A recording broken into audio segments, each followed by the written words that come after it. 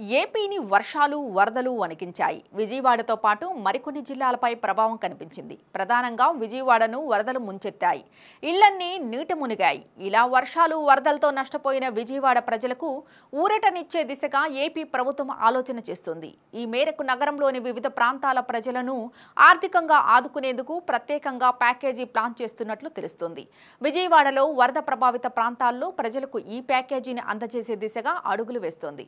విజయవాడలో బాగా నీట మునిగిన ఇళ్లకు 25,000, అలాగే ఒక మాదిరిగా మునిగిన ఇళ్లకు 10,000 చొప్పున సాయం చేయాలనే అంశాన్ని పరిశీలిస్తున్నట్లు సమాచారం. అంతేకాదు, వరదల్లో నీట మునిగిన ఆటోలకు, టాక్సీలకు 10,000, అలాగే మోటార్ సైకిళ్ల మరమ్మతులకు 3,000 ఇవ్వాలని భావిస్తున్నారట.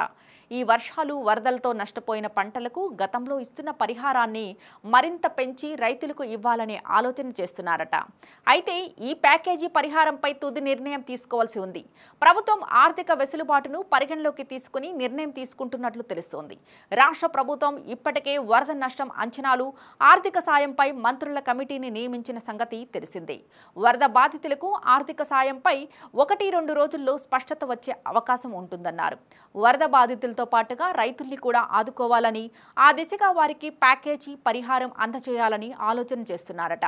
అన్ని అంశాలను పరిగణలోకి తీసుకుని త్వరలోనే ఓ నిర్ణయం తీసుకుని వీలైనంత త్వరగా వారికి సాయం అందించాలని భావిస్తున్నారట. విజయవాడలో పలు కాలనీల్లో వరద తగ్గిపోగా ఇళ్లలో బురద మాత్రం ఉంది. ఓవైపు ఫైర్ ఇంజన్ల సాయంతో బురదను తొలగిస్తున్నారు. వరద నీటితో మునిగిన వాహనాలను బయటకు తీసి మెకానిక్ షాపుల దగ్గరకు తీసుకెళ్తున్నారు.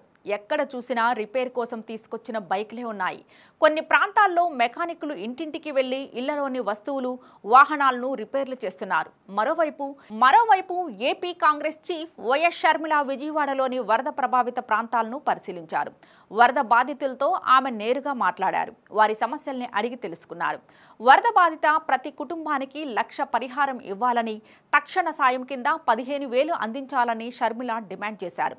బుడమేరు వరదపై టీడీపీ, వైఎస్ఆర్సీపీల మధ్య బురద రాజకీయం జరుగుతోందని, ఈ వరదలకు చంద్రబాబు, జగన్ కారణమన్నారు. చంద్రబాబు ఇచ్చిన కాంట్రాక్టులను జగన్ సీఎం అయ్యాక రద్దు చేశారో చెప్పాలన్నారు. వరదలతో 6,800 కోట్ల నష్టం జరిగిందని ముఖ్యమంత్రి చంద్రబాబు చెబుతున్నారని, కానీ కేంద్రం నుంచి ఒక్క రూపాయి రాలేదన్నారు.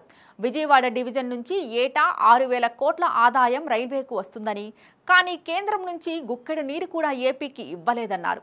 ముఖ్యమంత్రి చంద్రబాబు పిల్లల నుంచి విరాళాలు సేకరించడం కాదు, కేంద్రం నుంచి 10,000 కోట్లు తీసుకురావాలన్నారు.